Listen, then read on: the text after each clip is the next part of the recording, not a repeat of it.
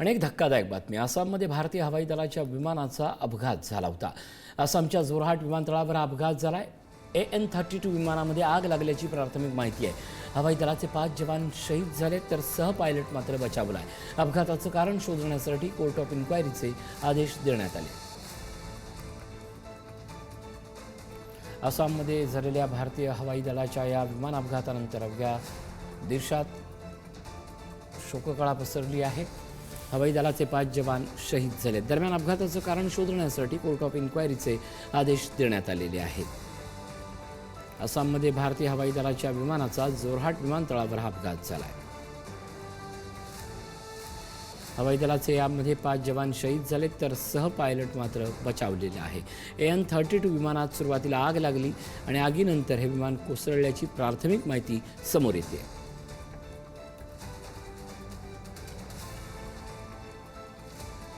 हवाई दलाच्या आजच्या झालेल्या विमान अपघातानंतर याचे तातडीने चौकशीचे आदेशही देण्यात आले आहेत। आसाममध्ये भारतीय हवाई दलाच्या विमानाचा हा अपघात झाला आहे।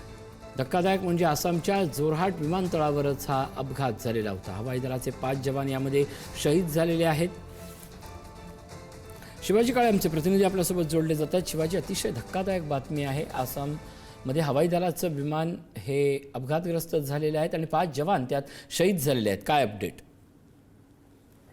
सध्या 5 जवानांची मिळत आहे की ज्यामध्ये ते जवान प्रवास करत होते। त्यापैकी कोणत्याही विमानातील जे जवान आहेत, एअर मार्शल टाईप जे सगळे प्रवास करत होते, त्याच्यामुळे त्यांचा सगळ्यात 5 लोकांचा मृत्यू झाल्याची माहिती मिळत आहे। यामध्ये एक महत्त्वाचा मुद्दा हा आहे की या जवानांनी स्वतःला इंजेक्ट का केलं नाही, हा सगळ्यात मोठा प्रश्न आहे।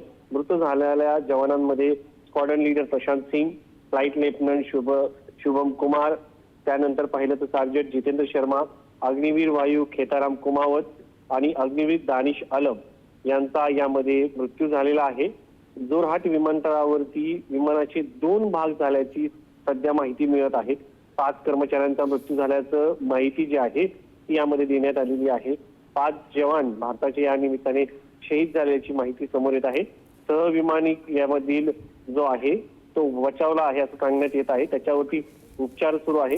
अपघाताचं कारण हे करण्यासाठी या संदर्भामध्ये AIB आहे ती सध्या चौकशीला सुरुवात केली आहे। त्या ठिकाणी भारतीय ज्या टीम आहेत, कारण ही जोरहाट विमानतळावरती घडलेली घटना असल्यामुळे ताबडतोब जी बचाव यंत्रणा आहे ती घटनास्थळी पोहोचलेली होती आणि त्यामुळं या एका सहवैमानिकाला वाचवण्यात यश मिळालेलं आहे। मात्र हे जे विमान आहे हे रशियन बनावटीचं विमान आहे।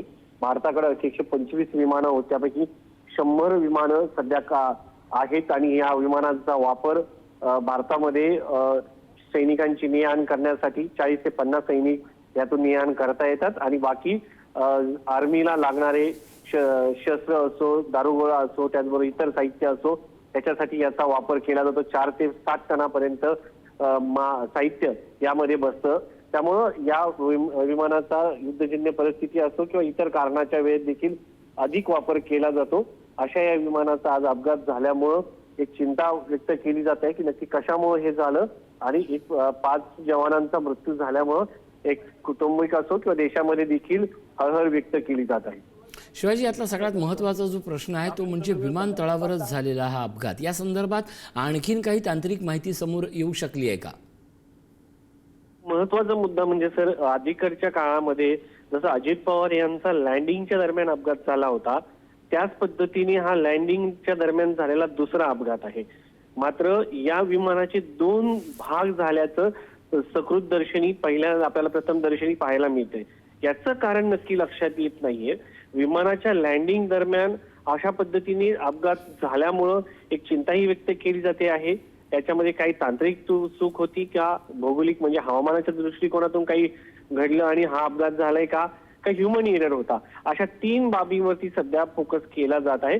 मात्र सुरुवातीला रेस्क्यू ऑपरेशन केलं गेलं, त्या ठिकाणचे जे भाग आहेत आता त्याची पूर्ण तपासणी जी आहे, भारतामध्ये जी तपासणी संस्था आहे स्पेशल एअरक्राफ्टच्या संदर्भात, अपघातांच्या संदर्भामध्ये, त्यांच्याकडनं ही चौकशी केली जाईल आणि कोर्टामार्फत जे आर्मीचे कोर्ट असतात किंवा सैनिक कोर्ट असतात ते वेगळे असतात, त्यांच्या मार्फत याची चौकशी केली जाईल असं इंडियन एअरफोर्सने जाहीर केलेलं आहे.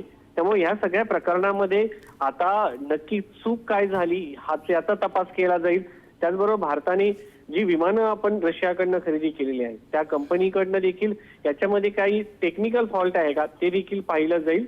त्यामुळं या सगळ्या बाबींचा विचार केला जाईल. मात्र अलीकडच्या काळामधील ह्या 2 घटना आहे की विमानाच्या लँडिंग दरम्यान ही घडलेली घटना आहे. नक्कीच एकूणच या सगळ्या पार्श्वभूमीवर चौकशीतनं माहिती समोर येईलच. मात्र अतिशय धक्कादायक अशीच बातमी असंच म्हणावं लागेल. तुर्तास धन्यवाद शिवाजी या सगळ्या अपडेटबद्दल.